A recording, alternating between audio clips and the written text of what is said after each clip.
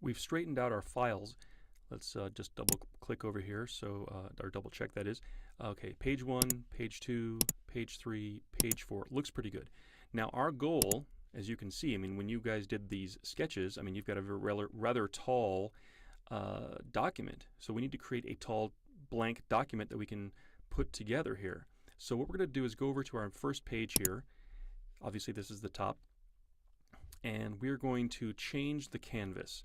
Right now we've got a canvas. In fact, I'll look this up right now. Our canvas size is currently 10.97 inches by 8.34.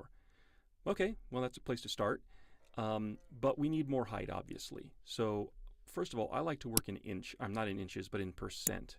So this is 100% so far. And we've got about 4 pages worth of stuff here. So what I'm going to do is I'm going to change this to 400%. Not 4,000, 400. Now here's where it gets just a little weird. Just hang with me, okay? That's probably more space than we need because the way I scan these things, there's a bit of overlap, and that's what we want.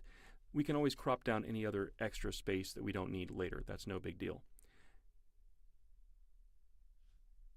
And what we're going to do is play with this guy over here. What we want to do is we want to add more height. At this point, I'm adding 300% to this file. So far, Photoshop thinks I'm going to add 150% to the top and 150% to the bottom. That's not what I want. What I want to do is click on this guy in the top center and say that's going to be anchored in place. Any other height you're going to add is going to go down below. Since I'm only changing one of the numbers, it's only affecting the height. That's it. So we'll click OK. And of course now I can't see my screen, so I'm going to hit the Magic Keyboard shortcut to see everything, and that is Command 0. And that does a thing called Fit to Window, Command 0. Way more than I need. That's totally okay. Okay, so now it's just a matter of going to these other documents and bringing them in. Now the way I do that is I will set up my documents, because obviously you can tell when we're in tabbed mode like this that we can only see one document at a time. What we can do is we can set up our documents to see all of them at a time. So we're going to go to this thing that says 4 up. Okay, so here's page 2 over here. Get the move tool. Now there's a couple ways we can do this. I can actually click on the image and drag it over into here, or I can click and drag the background. Let's start with this one. We'll click and drag this guy. Now you might see it move, you might not, but I'm going to drag my cursor with the mouse down over here and drop it in there. And for right now I'm just going to drop it there. We'll worry about the alignment in a little bit. Okay, I'm going to close this one. I don't need this one anymore. Save any changes? Nope. Okay, this is number 3. Now in this case, oops, got to click on this one. There we go.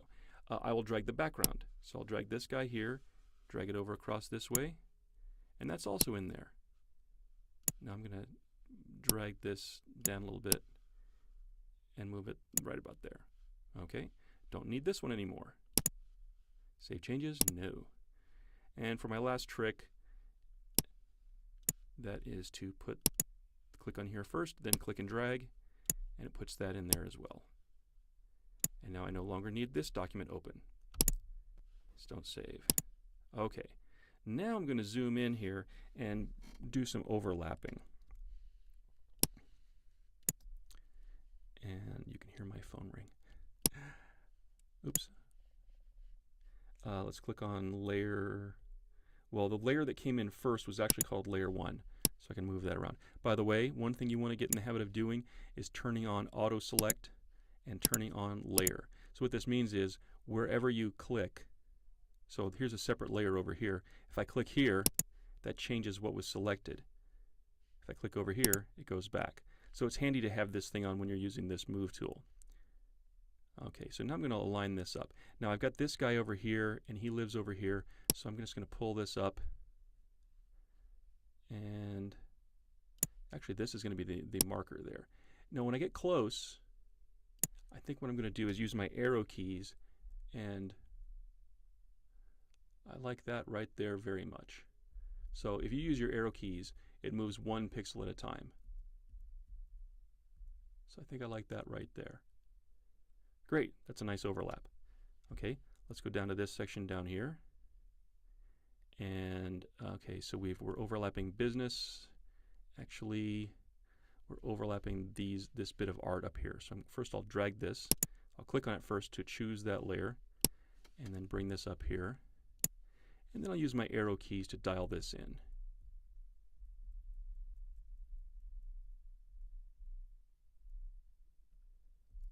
And that's close enough.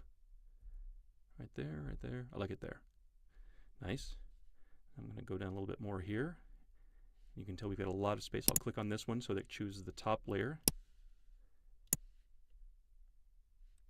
And let's see, health is way up there. So there's a lot of overlap on this one. Okay, so I'm in the zone now. I'll use my arrow keys to dial this in a little bit more. Is that it right there? Not quite. Not quite there. I think that's it there. I like that. And now we'll hit Command 0 to fit to window. And you can see I've got a lot of extra space down there. Well, if you'd like, we can crop it out right now just so we don't have to deal with any of the memory overhead, because right now this entire document is about 128 megabytes. That's a little big. So if we crop this down, I'll hit the letter C. That goes to the crop tool. And I'm going to grab this side down here, the bottom side, and then just snap it to the bottom of the document. There's still more cropping we can do later because we really don't need our notes on this side. And we'll click OK. Crops the document. We're ready to move on to the next thing to do.